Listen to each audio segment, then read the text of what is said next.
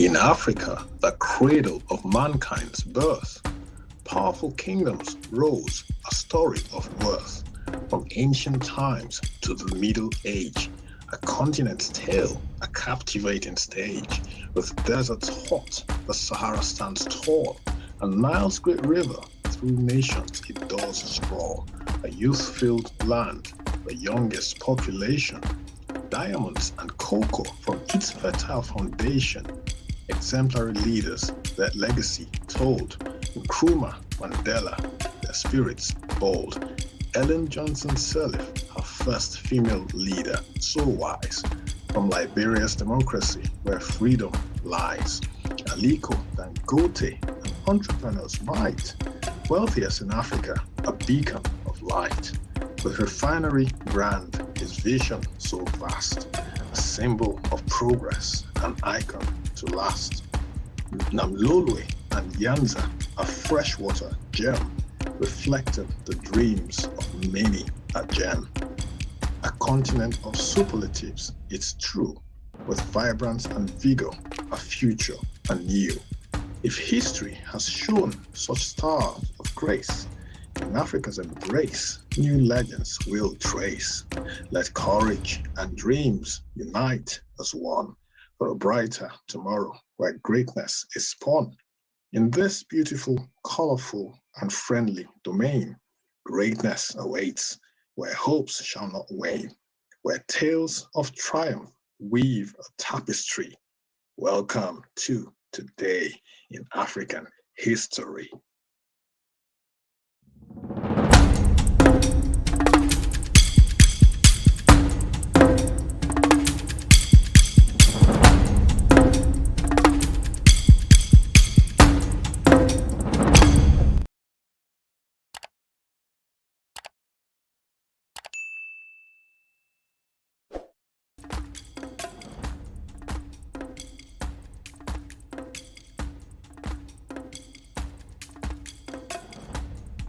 August 22nd. The world's most successful revolution involving slaves originating from Africa began on this day in 1791 in the French colony of Saint-Dominique, now Haiti. General Francois Dominique Toussaint Louverture is credited with leading the successful slave revolt that resulted in the creation of the country of Haiti. Louverture was nicknamed Napoleon Noir, or the Black Napoleon, because of his dynamic leadership skills and military ingenuity. Napoleon Bonaparte sent troops to place the French back in control of the nation in 1802. Because of the magnitude of the invasion of over 20,000 troops, led by Napoleon's brother-in-law, General Charles Leclerc, Louverture agreed to stop fighting and retire if the French would not renew slavery. A while later, Louverture had agreed to meet with French General Jean-Baptiste Brunet for talks at his home and was assured of his safety. The meeting was a successful trick to capture Louverture. He was taken to a mountain prison in France where he died after continued interrogation and mistreatment in 1803. Meanwhile, back in Saint-Dominique, a lieutenant of Louverture, Jean-Jacques Dessalines, continued the revolution and acquired freedom for his country from the French and declared independence in 1804. So, Louverture died a year before his dreams of Haiti becoming independent was fulfilled. So sad news for him, good news for Haitians who declared independence in 1804 from French colonization. So it's a good lesson here. Some of the things we fight for, some of the stuff we're going to fight for in life, especially if it's to liberate other people, to champion a cause, these things may not materialize until after we're gone. You should be okay with doing that. this struggle is not about self-aggrandizement or being selfish. It's about helping other people. And if that vision doesn't come to fruition in your lifetime, at least it will come to fruition in the lifetime of your children or grandchildren or great-grandchildren. You would have still done the world a lot of good. Next on this day, pictured here, Jomo Kenyatta. Born around 1897, he died on the 22nd of August, 1978. He was a Kenyan anti-colonial activist and politician who governed Kenya as its prime minister from 1963 to 1964, and then as its first president from 1964 to his death in 1978. Kenyatta was a controversial figure. Prior to Kenyan independence, many of its white settlers regarded him as an agitator and malcontent, although across Africa he gained widespread respect as an anti-colonialist. It reminds me of the saying that the prophet is without honor except in his home country or hometown. During his presidency, he was given the honorary title of Mzee and lauded as the father of the nation, securing support from both the black majority and the white minority within his message of reconciliation. Conversely, his rule was criticized as dictatorial, authoritarian, and neo-colonial, and of favoring the Kikuyu tribe over other ethnic groups, and of facilitating the growth of widespread corruption. Well, for those of us who live outside Kenya, the same way we regard Barack Obama is pretty much the same way we regard Jomo Kenyatta. We don't know his dark sides, if you like. All we know is that he was one of the fathers of Africa, Africa extricating itself from colonialism. Jomo Kenyatta was one of those people. Kwame Nkrumah was also one of those people. So, sadly, Jomo Kenyatta died on this day in 1978.